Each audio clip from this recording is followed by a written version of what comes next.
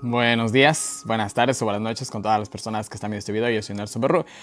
Y bueno, estamos en el día 3 de abril. Vamos a ver los capítulos 29, 30 y 31 de Primera de Samuel. Vamos a ver, bueno, cómo David se libra de este dilema en el que estaba, ¿no? En esta duplicidad en la que se encontraba. Vamos a ver la incursión de los amalecitas, ¿no? Y por último vamos a ver la muerte de Saúl, ¿no? Entonces va a ser un estudio creo que rápido. Sí, vamos a hacer un estudio rápido. Y bueno, felicidades. Un libro más, un libro menos, ¿no? Un libro más aprendido, un libro menos que nos quede en el año bíblico. Y wow, o sea, ha sido una experiencia increíble, al menos para mí, no sé para ustedes. Ha sido una cosa increíble, ¿no? Entonces vamos aquí. No se olviden que después del estudio de Samuel vamos a tener el estudio de Salmos. Y esto espero, Dios mediante, me ayude a igualarme y hasta adelantarme un poco, ya que lo voy a necesitar porque se vienen temas complicados. Pero bueno, le tengo bastante temor a los evangelios y sobre todo a Daniel y Apocalipsis, pero bueno. Bueno, una vez más agradezco a todas las personas que me hacen llegar sus colaboraciones. Muchas gracias. Gracias a ellos todo esto es posible. La verdad, solo gracias a las personas que apoyan es que me puedo dar el tiempo. Y es increíble, ¿no? Dios siempre manda a alguien y bueno, o sea, yo no tengo nada más que agradecer a Dios y a cada una de las personas que ayudan a seguir en este proyecto que si Dios quiere, vuelvo y repito, el próximo año no nos vamos a detener. Vamos a seguir haciendo otros proyectos un poco más suaves, obviamente, ya no va a ser el año bíblico, pero de igual manera, al menos quisiera hacer un mega super seminario profético después del año bíblico, pero es la voluntad de Dios. Dios verá que me inspira, ¿no? Así que vamos a esperar hasta el próximo año a ver qué sucede, ¿no? Que sea Dios lo que Él quiera. No se olviden de enviarme sus nombres para escribirlo en el muro de oraciones, y pues nada más, vamos a empezar el estudio, vamos a hacer una pequeña oración ya. Padre nuestro que estás en el cielo, santificado sea tu nombre. Mi Señor, gracias por un día más de vida. Mi Dios, en este momento estoy aquí una vez más invocando tu presencia para estudiar tu palabra santa y divina. Seas tú, mi Dios, una vez más el que instruya la mente y el corazón de cada uno de los presentes en mí, tanto en mí como el orador, como los que están estudiando otras cámaras, mi Señor. Te lo pedimos. De igual manera te pedimos por cada uno de los nombres, Señor mío, que está escrito en el muro de oraciones, por cada una de las peticiones, mi Dios, que están realizadas ahí. Ahora, Señor mío, de la mejor manera, en la voluntad de cada una de estas personas. Te lo pedimos todo sin merecerlo. En el nombre de Cristo Jesús. Amén. Muy bien, bueno, a ver. Ya, vimos que a David se le pidió de que participara en la guerra contra su pueblo. Algo que más que seguro al pobre David lo puso en una situación bastante incómoda, ¿no? Después vimos cuando Saúl se va con con esta bruja, con la divina, ¿no? Eso ya lo analizamos y bueno, lo dejamos simplemente ahí.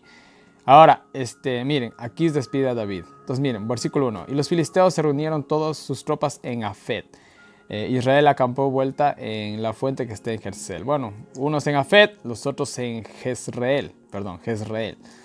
Bueno, David y sus hombres iban en la retaguardia con Aquís. O sea, ellos estaban con Aquís, chévere, todo bacán, hasta ahí. Pero igual, estaba en una situación, pero en la que realmente... ¿qué les digo?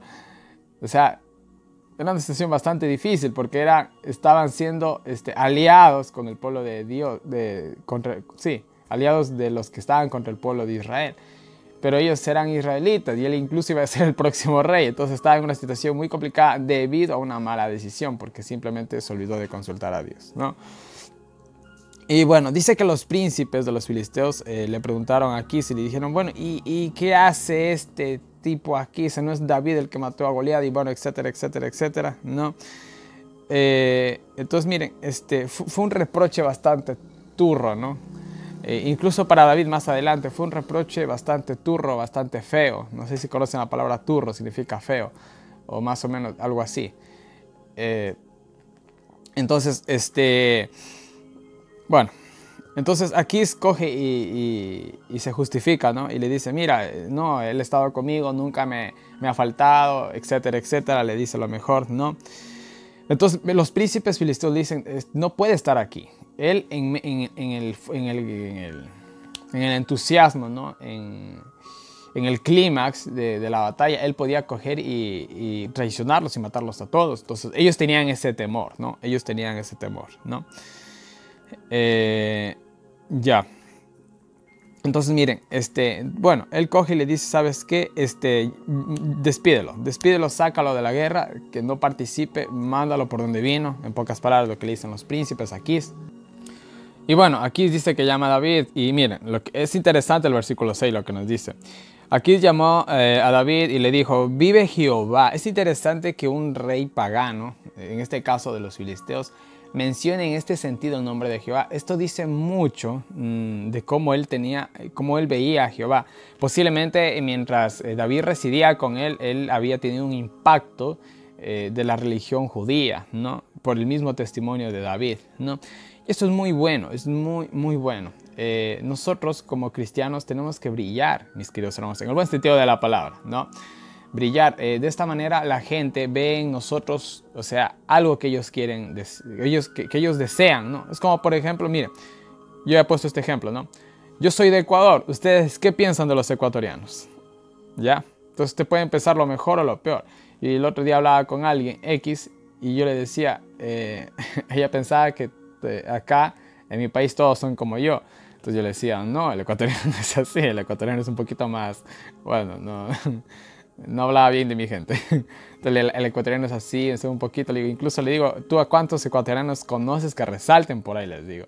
El ecuatoriano es una persona muy chévere, es muy bacán, no es una persona racista, no discrimina al ecuatoriano, pero es un poquito conformista. El ecuatoriano es conformista, es poco los que buscan superarse un poquito más, ¿ya? Entonces, en ese sentido tenemos algo de malo. No resaltamos mucho por eso, porque somos conformistas, ¿ya? Lastimosamente. Del resto, somos... es un país muy hermoso, que no lo cambiaría por nada del mundo. Soy ecuatoriano y me siento orgulloso de serlo. Pero miren, pero ustedes por medio de mí se hacen una idea de cómo son los ecuatorianos, supuestamente. Entonces, de igual manera, Aquís, por medio de la relación con David que había tenido, él había tenido, ¿qué les digo? Una idea, ¿no? De la religión judía, y parece que había sido impresionado por ella, al punto de que él incluso invoca el nombre de Jehová, ¿no? Y él le dice, mira, tú has sido recto, bueno, ninguna cosa... mal he hallado en ti desde el día en que viniste a mí hasta hoy, pero a los ojos de los príncipes no agradas, ¿no? Vuélvete, pues, y vete en paz, ¿no? Entonces, miren, complicada la situación de David, ¿no? Él aquí lo exaltó por mucho, ¿no? Pero realmente él... Qué feo que es esto, verán, pónganse en la idea, ¿no? Qué feo es que tú estás con estás, por así decirlo, fingiendo con una persona, ¿no? Que este era el caso de David, ¿no? Y esta persona te tiene a vos por lo más alto. Entonces, ¿cómo te sientes tú? Sientes que lo estás engañando y toda la cuestión, ¿no? Entonces, fue bastante fea esta situación para David, ¿no? Pero bueno, él le dice que tiene que irse porque los príncipes no confiaban en él. O sea, David, yo confío en ti, pero ellos no confían en ti. Así que, lo siento, tienes que irte, le dice, ¿no? Ándate. Ahora, para David esto fue un respiro, esto fue un alivio, ¿no? Esto lo podemos ver incluso en Patriarcas y Profetas, página 747. Incluso él dice, David respondió aquí, ¿qué he hecho? Bueno, David por dentro estaba que brincaba de la alegría, pero no podía tampoco demostrarlo así. Entonces él fingió sentirse ofendido porque lo estaban expulsando de la guerra. Y bueno, esa en sí es toda la situación, ¿no? Vuelvo y repito, Patriarcas y Profetas 747 nos dice, ¿no? Que realmente él estaba que rebosaba de felicidad, que hizo incluso un esfuerzo para ocultar sus verdaderos sentimientos, ¿no? Y bueno, él le habla, entonces, miren lo que le dice aquí. Aquí respondió David, dijo, yo sé que tú eres bueno ante mis ojos, como un ángel de Dios. Miren la estima que le tenía aquí a David, lo compara con un ángel, ¿no? Qué interesante. Dice, más los príncipes de los filisteos han dicho, no venga con nosotros a la batalla, ¿no?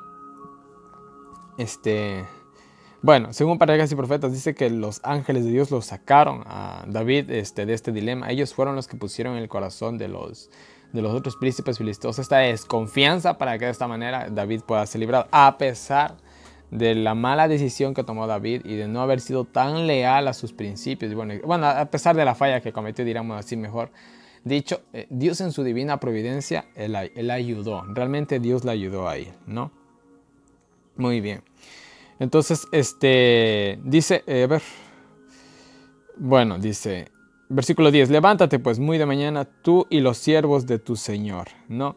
Que han venido contigo, y temprano en la mañana cuando los levantéis al amanecer partid, ¿no? Entonces, bueno, aquí prácticamente el rey Aquís lo dejó, o sea, lo liberó ¿qué les digo? De su deuda, o sea, porque él había sido muy bueno con David, entonces lo liberó, le dijo, ¿sabes qué? Tú ya no estás en la obligación tal vez de estar aquí conmigo y ayudarme, etcétera, etcétera.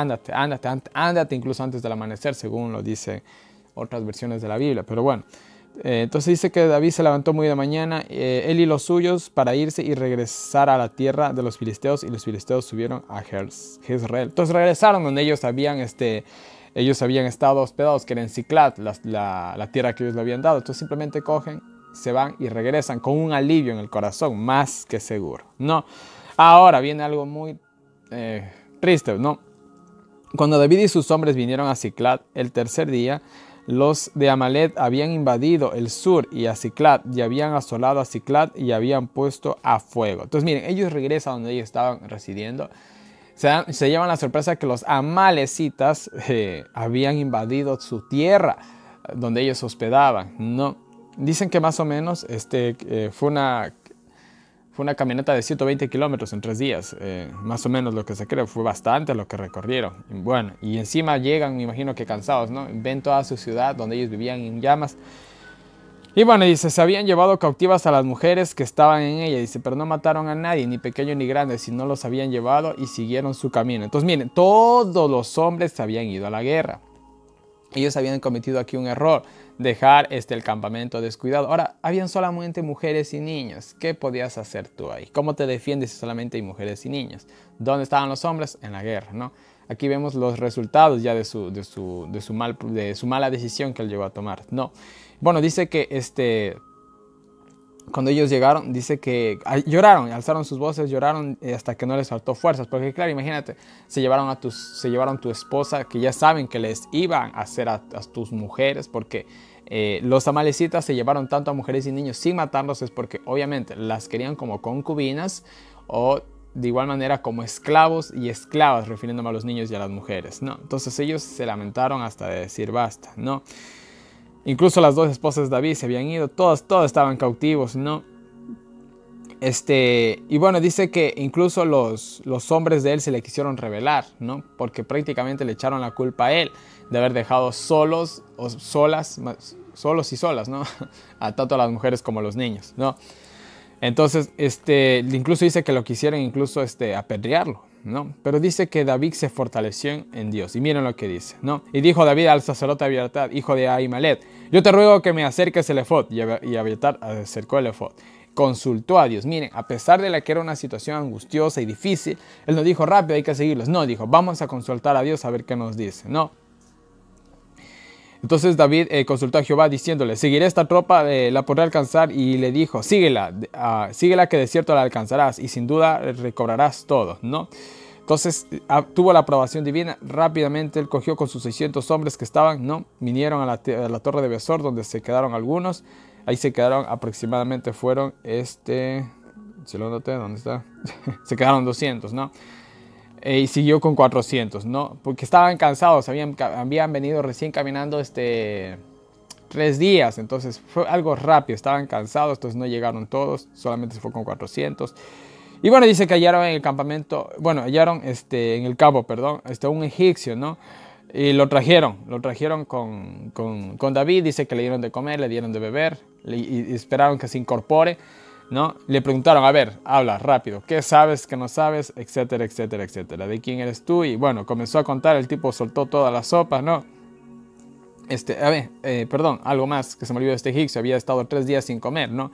Porque su amo lo había abandonado porque estaba enfermo, ¿no? Entonces, bueno, él comienza a contar, justamente él había participado, o había estado, mejor dicho, cuando ellos toman Siclag, donde residía David con toda su gente, ¿no?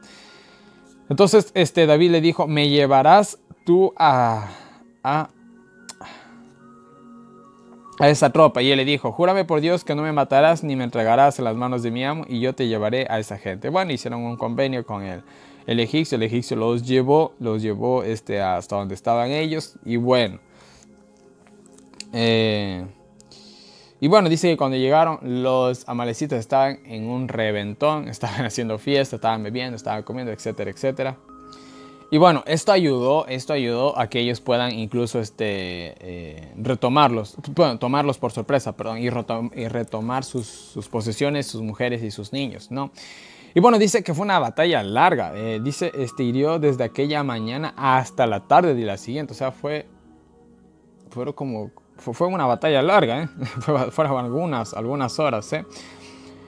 Y bueno, dice que apenas pudieron escapar 400. Entonces miren, David y sus hombres eran 400 y escaparon 400. Imaginémonos la magnitud de estos merodeadores del desierto, porque estos eran saqueadores, eran ladrones, ¿no? Justamente de los que el día de ayer vimos que David se encargaba de matar, ¿no? De erradicar.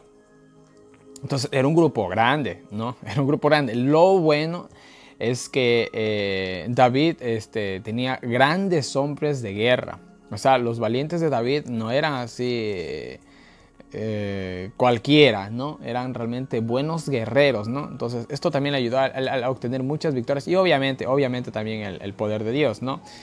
Pero fue una guerra bastante dura, ¿no? Una batalla bastante complicada, fue muy larga, apenas huyeron 400 y bueno, los mató a todos, recobró todo lo que les habían robado, recobró a sus mujeres, a sus niños, a sus 2 esposas, el botín, incluso tuvieron un botín porque estos amalecitas más que seguro habían robado de otras partes. Entonces cogió un botín tan grande que más adelantito nos habla de que realmente él repartió a Raimundo y todo el mundo, como se dice popularmente, ¿no?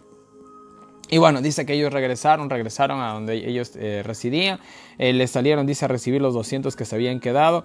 Los que habían ido con David dijeron, entonces todos los hombres perversos de Belial, de entre los que habían ido con David, respondieron y dijeron, ¿por qué no fueron con nosotros? No les daremos del despojo que hemos quitado, sino a cada uno, a su esposa, a sus hijos, para que se los lleven y se vayan, ¿no? Entonces, mire, ellos dijeron, bueno, como no nos ayudaron, pues no les vamos a dar nada, ¿no? Pero no, según Números capítulo 31, versículo 25 al 54, todos tenían que participar en el botín. Eso era una ley que se puso desde los tiempos de Moisés. Parece que no se llevó muy bien a cumplir, ¿no? Pero más adelante el texto bíblico dice que desde aquel día en adelante, siempre hasta el día de hoy, siempre se cumplió esta ley, ¿no? Entonces, miren, David les dice algo interesante, que no, o sea, miren, dice, no hagáis eso, hermanos míos, de lo que nos ha dado Jehová. Es que no es algo que nosotros logramos, no es algo que fue por nuestras fuerzas, no, realmente Dios había sido el que había ayudado en esta victoria. Entonces ellos o sea, todo era de Dios, ni siquiera era de ellos. Entonces obviamente no les costaba nada repartir algo que ni siquiera era de ellos, en el sentido, ¿no?, de que era de Dios, ¿no? Y bueno, se repartió, incluso, bueno, y dice, y cuando David llegó a Siclag, dice, envió despojos a los ancianos de Judá, a sus amigos, y bueno, les mandó presentes. También dice que envió a Betel, a Ramot, a Jatir, a Aroer, a Sithmot, a Moa, Racal, bueno, y se va de largo listo. Él devolvió los favores que le habían ayudado a estos lugares, ¿no? Porque él comandaba de aquí para allá, más que seguro en más de un lugar le habían ayudado. Entonces, obviamente él no había podido tener la oportunidad de devolver este favor, pero ahora que tuvo un gran botín, entonces fue el momento de pagar toda esa gratitud que habían tenido esas personas con él y le ayudaron, ¿no? Incluso el versículo 31 la aclara, dice, y en todos los lugares donde David había estado con los suyos. Si se dan cuenta, entonces eso es muy bonito que cuando a veces uno está necesitando una ayuda y alguien lo ayuda, uno siempre tiene que tener en memoria a esas personas algún día cuando uno ya no esté pasando por esa necesidad, ¿no? Para devolver ese favor, ¿no? Porque o sea, siempre va a haber el día en que uno llegue a necesitar tal vez una mano amiga o una mano ayuda, ¿no? Y qué bonito ser así, ser gratos, porque algún día se puede presentar otra vez la oportunidad. Y si tú no has sido grato, una vez hablaba con un señor, un hacendado, y él decía que él tenía un hermano. Y este hermano de él, dice que ellos son como 14 hermanos más o menos, me decía, son algunos. Dice que el hermano menor de él, dice que había necesitado alguna vez que le preste $100,000. Y dice, yo la verdad, dice, maestro, como tengo dinero, dice, yo sí le presté, dice, es mi hermano al fin y al cabo, dice, es mi sangre, dice, ¿qué no le voy a prestar? Dice, $100,000. Y le había prestado. Se había puesto plazo a pagarle 1 año, pero realmente le pagó como a los 5 años, ¿ya? Pero bueno, me pagó, dice, no importa, era mi hermano. Pasó el tiempo, dice, dice, ahora fui yo, dice, el que tuvo necesidad. Y solamente le pedí prestado $5,000, dice. Usted no me va a creer, dice, pero no fue capaz de prestarme $5,000. ¿Ya? E incluso los demás hermanos que se enteraron, se enteraron de eso, lo vieron muy mal a su hermano. Porque, o sea, incluso, él me decía, incluso la esposa de él, o sea, mi cuñada, dice que no es nada, dice, ¿no? Incluso ella le dijo, oye, le dice, ¿cómo tú puedes hacer eso? Dice, con tu hermano. Dice, él te prestó $100,000 y tú no le puedes prestar 5,000. Y no era ni siquiera para prestarle. En gratitud era para regalarle, ¿no? Por el gran favor que le había hecho años atrás. Y dice, no me prestó, dice el maestro. No me prestó, dice. Y desde ahí, dice, hasta el día de hoy nadie, dice, de mi familia le presta a él. Dice, por ingrato, dice. Realmente fue muy ingrato. Dice, imagínese, dice, prestarle 100,000 y que no me pueda a mí prestar $5,000, que no es nada, dice. No puede ser, dice así. Y no es que no tenía, dice, sí tenía, porque gracias al dinero que yo le presté, él pudo prosperar muy bien, dice. Entonces, imagínense, ¿no? Hermanos, siempre seamos agradecidos, siempre seamos gratos, no seamos así, no lo seamos. Yo vuelvo y repito, a veces yo, por ejemplo, no me canso de agradecer a las personas que colaboran. Es que ellos son todo. O sea, yo cojo aquí y yo grabo y todo, sí, ya. O sea, pero el tiempo que yo me tomo, que me puedo llegar a tomar, es gracias al apoyo. Ahora, es que ellos son todo. El año bíblico no es Nelson Berrú, son todos ustedes, los que ven, los que participan, los que comparten, los que apoyan, los que están en los grupos, los que administran los grupos. Ellos son el año bíblico, no es Nelson Berrú. Yo solamente soy el que inició y nada más, ¿ya? Quién sabe, de aquí a mañana ojalá no me pase nada, ¿no? Tal vez ni llegue a terminarlo, ¿no? Entonces miren, eso es todo, nada más, eso es todo. Uno tiene que ser bien agradecido, tener los pies en la tierra, ser humilde y reconocer que uno no es el centro del universo, ¿no? Y así como hoy necesito yo, mañana puede necesitar a alguien más y ayudarle a esa persona que tal vez te ayudó, ¿no? Y bueno, vamos al capítulo final, un capítulo un poco triste, ¿no? Bastante triste. Vamos a ver la muerte de Saúl. Va a ser corto este video por lo visto. Dice, los filisteos pues pelearon, dice, contra Israel y los de Israel huyeron delante de los filisteos y cayeron muertos en el monte de Gilboa, ¿no? No se olviden de Gilboa, ¿no? Quedaron muertos en Gilboa, ¿no? Ahí fue todo todo el epicentro, podríamos decir, de la batalla y de todo esto, ¿no? Y siguiendo a los filisteos, a Saúl y a sus hijos mataron a Jonathan y a Abinadab y a Malquisua, hijo de Saúl. O sea, murió Saúl y los 3 hijos de él, ¿no? Miren, y aquí un misterio. ¿Qué pasó con Jonathan? ¿Por qué murió Jonathan? ¿Qué sucedió con él? Es un misterio, hermanos, porque yo al menos, para mí el final perfecto hubiera sido que Jonathan quede vivo, y que reine junto con David, y bueno, etcétera, etcétera, etcétera, que sean corregentes y vivan feliz, cada cual con su familia por siempre. Ese hubiera sido el final que yo esperaba. Pero no, vemos que Jonathan murió. ¿Por qué Dios se llevó a Jonathan? Es un misterio. Quizás Jonathan con los años se hubiera convertido como su padre Saúl. No lo sabemos. Quizás Jonathan, bueno, quién sabe qué hubiera sucedido con el pobre de Jonathan. Tal vez él, mientras estaba con David, era como Saúl. Al principio también Saúl era lo máximo, ¿no? Y después con los años se corrompió. ¿Podría llegar a pasar eso con Jonathan? No lo sabemos, la verdad. Los hijos de Jonathan tal vez hubieran sido una piedra de tropiezo para el reinado de Israel. No lo sabemos. Sea lo que sea, simplemente Dios decidió que esa era la mejor manera. Y Jonathan, pues bueno, partió de este mundo. Hay cosas que nunca las vamos a entender, así que ni nos esforcemos por hacerlo. Solamente podemos sacar conclusiones nada más. Entonces, Dios sabe que es lo mejor. Nunca se olviden de eso, ¿ya? Y bueno, muere Saúl y sus 3 hijos, ¿no? Dice que los arqueros hirieron a Saúl, ¿no? Y bueno, Saúl le dice a su escudero que lo mate. El escudero se rehúsa porque también tenía temor. Bueno, al final dice que Saúl toma la espada y se echa sobre ella y pues bueno, se mató, ¿no? Él tenía miedo de que le pase lo mismo que planeaba para David, ¿no? Caer en las manos de los filisteos y ser torturado también como lo fue Sansón, ¿no? Entonces tuvo gran temor y también se dejó llevar, escuchen bien, se dejó llevar por lo que le había dicho la bruja esta, ¿no? La divina, de que iba a morir mañana. Él no sabía, en realidad. La bruja le dijo, sí, vas a morir mañana. Pero realmente iba a morir. Él tomó conclusiones pensando, bueno, como me habló Samuel, entre comillas, me voy a morir y voy a morir en manos de ellos. Y antes de morir en manos de ellos, mejor me mato. Él no sabía. En fin, ¿no? Se dejó llevar. Mucho cuidado. Mucho cuidado con lo que nosotros nos dejamos llevar. ¿Ya?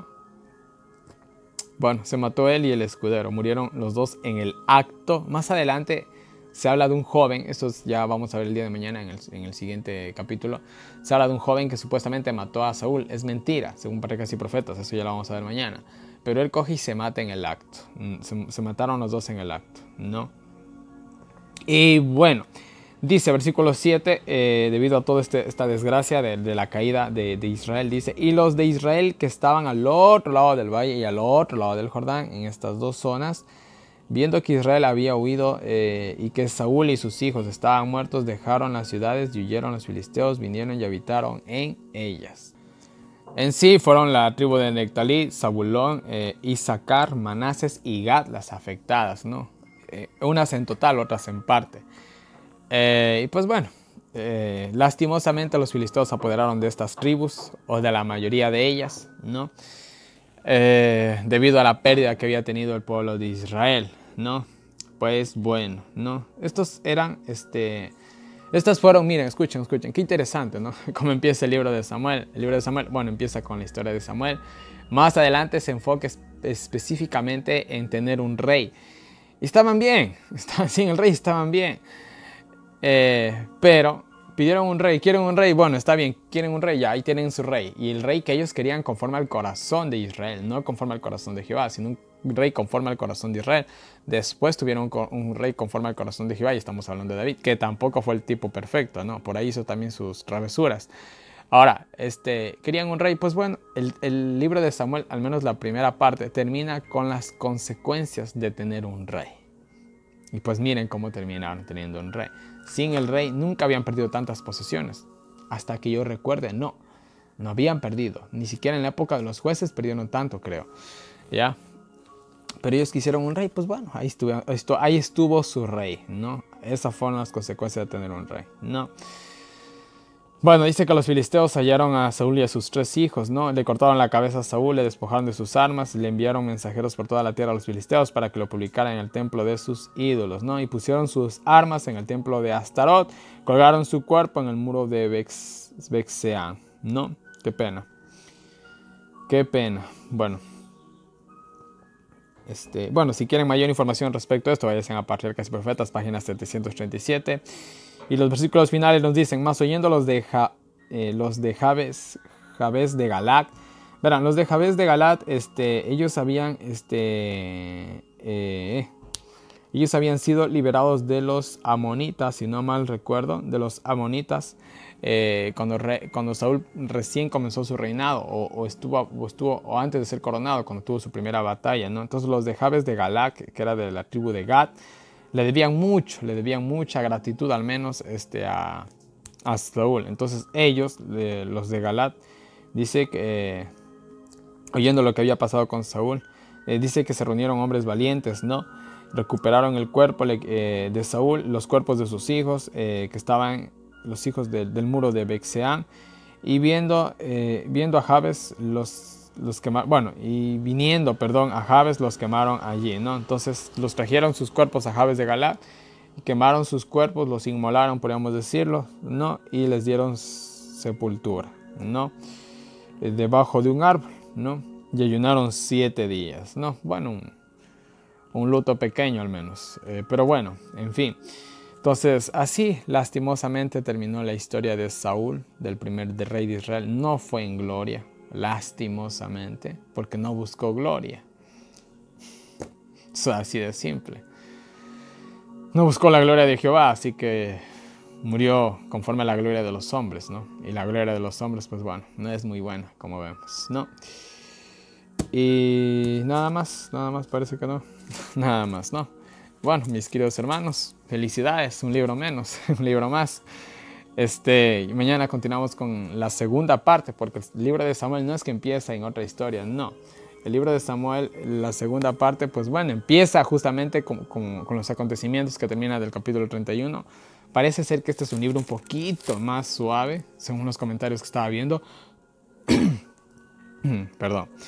Ya, entonces esperamos que sea una lectura un poquito más suave, porque Primera de Samuel fue un poquito pesado para mí entender aquí, acá, ya. Pero ya le voy cogiendo el golpe, ¿no? Ya voy conociendo mejor la Biblia. Y ustedes también, me imagino. Entonces, bueno, mis queridos hermanos, no les canso más. Que Dios nos bendiga con nosotros. Espérense, perdón. Ahí en pantalla tienen una vez más mi información de contacto. Ahí tienen mi WhatsApp. Para los que me quieran escribir, para los que quieran que les lleguen los enlaces del año bíblico, los audios, pues escríbanme al WhatsApp. Disculpen si a veces me demoro en responder, ya se imaginarán cómo paso. Preguntas, dudas, correcciones, sugerencias, cualquier cosita, háganmelo llegar por WhatsApp. De igual manera, y tienen las diferentes maneras en las que me pueden ayudar. Vayan a la descripción de este video, al enlace que dice diagramas, para que se pueda descargar todos los diagramas, mapas, cuadros, imágenes del año bíblico. De igual manera, ahí tienen un enlace para PayPal para todas las personas que me quieran colaborar por ese medio. Y bueno, mis queridos hermanos, no les canso más. Que Dios nos diga con nosotros, nos ayude a seguir adelante. Y pues bueno, nos vemos el día de mañana con un nuevo video.